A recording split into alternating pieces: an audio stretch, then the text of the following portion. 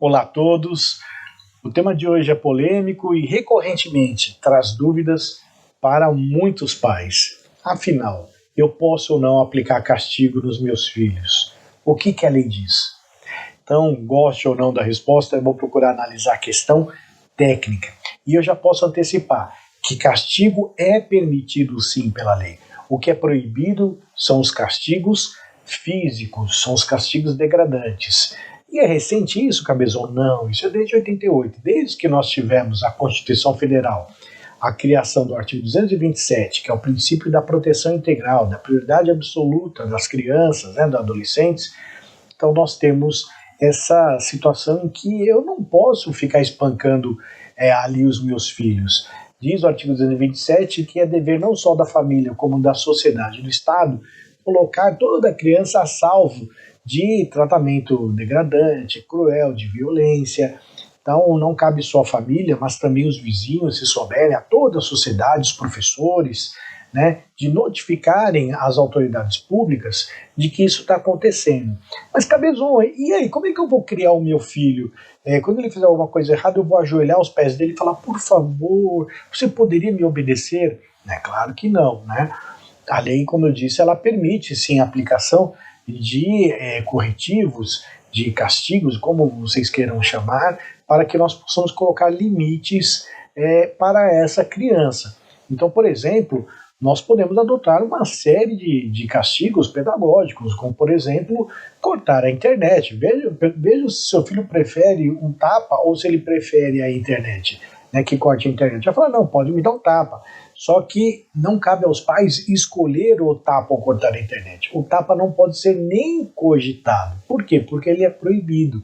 Em matéria de direitos da criança, existe uma indisponibilidade de direitos. Há uma série de questões que não cabem aos pais deliberar. Por quê? Porque a lei não permite isso.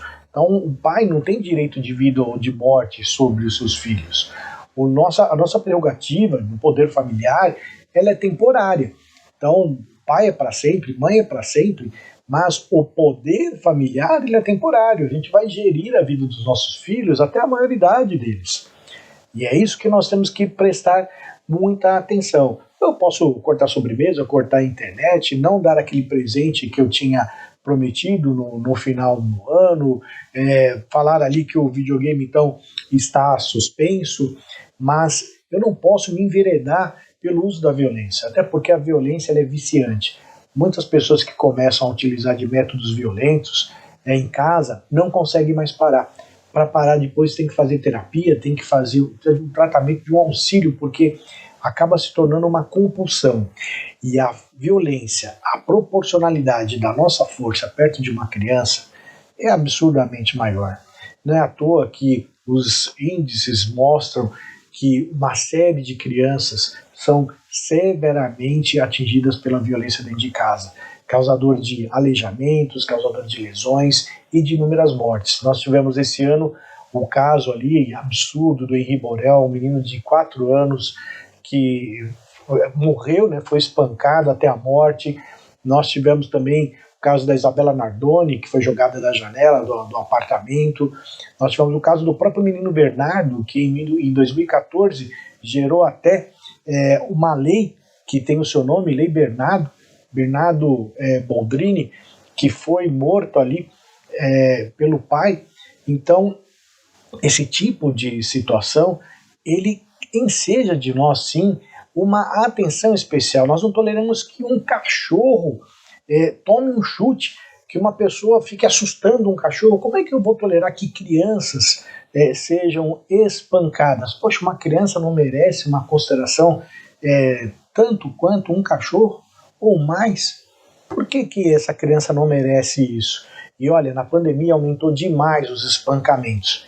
E a violência doméstica, a gente que lida com isso costuma dizer que é uma violência muda, porque ela fica em casa, não se ouve, se a criança não aparecer lá na escola machucada e o professor levar para frente, alguém denunciar, vai acabar tudo em nada, porque os pais, enquanto tiver as marcas da violência, essa criança não vai para a rua.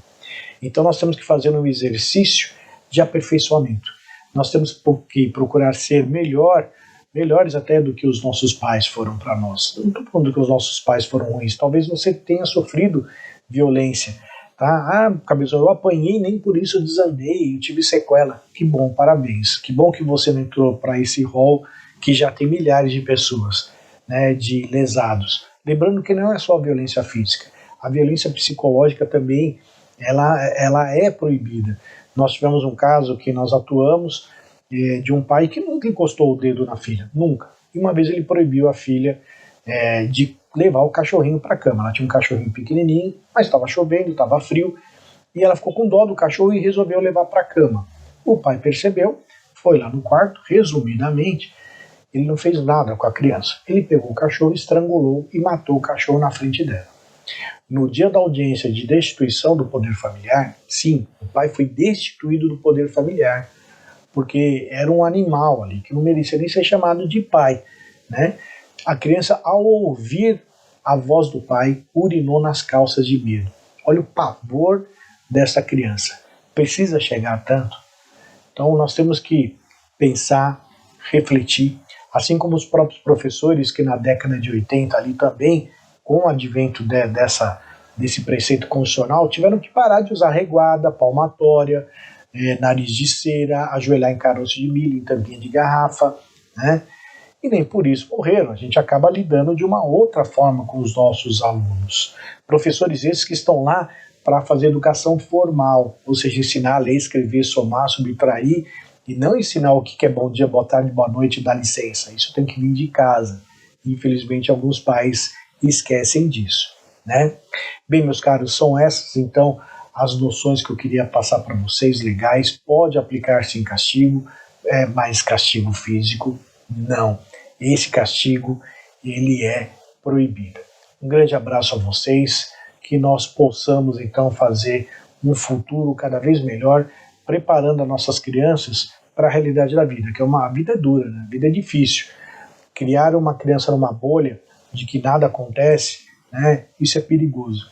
Perigoso para ela mesma, que quando vai lidar com as situações, muitas vezes não tem discernimento para lidar com a perda, para lidar com a frustração.